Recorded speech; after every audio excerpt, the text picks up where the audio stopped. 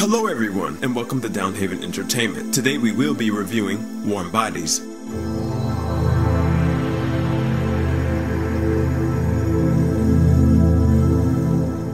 You know, when I heard this movie was going to come out, I was so disinterested in seeing this movie. The first thing that came to my mind was that this movie was a ripoff of the Twilight Saga, and we know how great Twilight is, so I won't go there.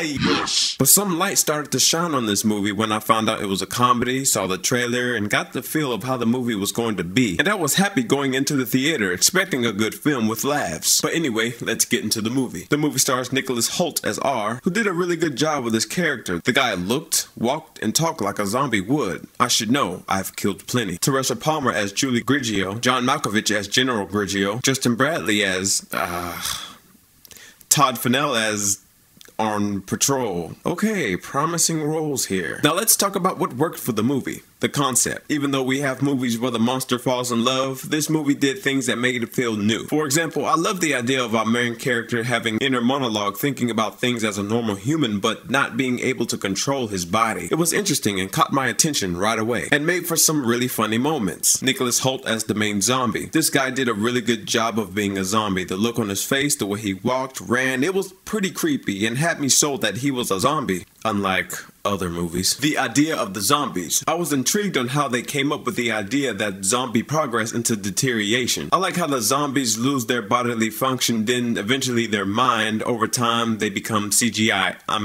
Bonies. But we'll get into that later. But now let's talk about what didn't work for the movie. Okay, this definitely was not a Twilight ripoff. Heck, it was 10 times better. But this definitely was a chick flick. And let's get down to it. If you're a guy and you absolutely love this movie, we've got to talk. This movie has a guy defeating impossible odds to fall in love with a chick. Guy tells chick something that pisses her off, so she runs away from him. Guy is confused, so he mopes around till he gets an idea. He has to go out of his way into doing something huge to get back into her graces. He succeeds, then the two love each other forever and ever. They even have a cutesy montage where we see the two getting to know each other, trying on clothes, playing games, and with music playing, trying to make it cute, stuff like that. The part that killed me is when the love interest asked R, a zombie mind you, do you really have to eat people?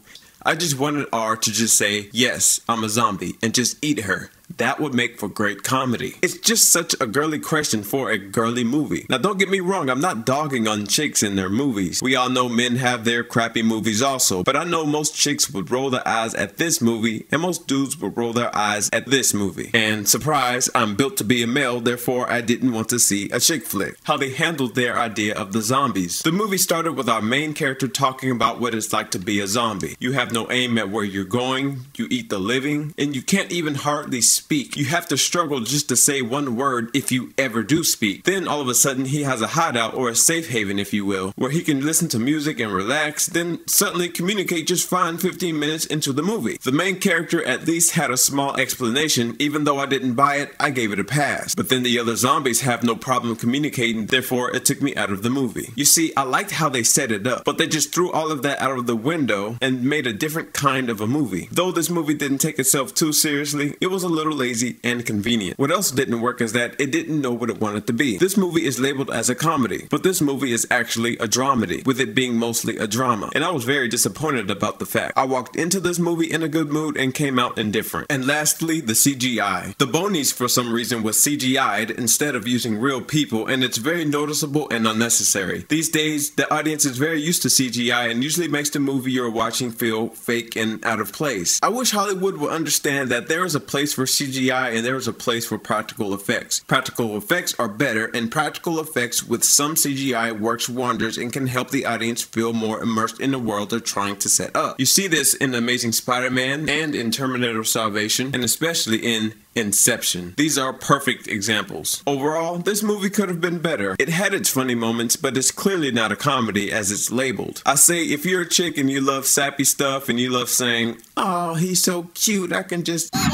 This is the movie for you. But if you're a guy who hates sappy stuff, don't see this unless your girlfriend wants to see it. And if you expect movies like this to be labeled as comedy, I think you'll be disappointed with this movie. As I said, this movie had its moments and it could have been a hot movie, but compared to my expectation, it's just a candle in the sun. It just doesn't even out. So after adding all of this up, I have to give this movie a solid B-.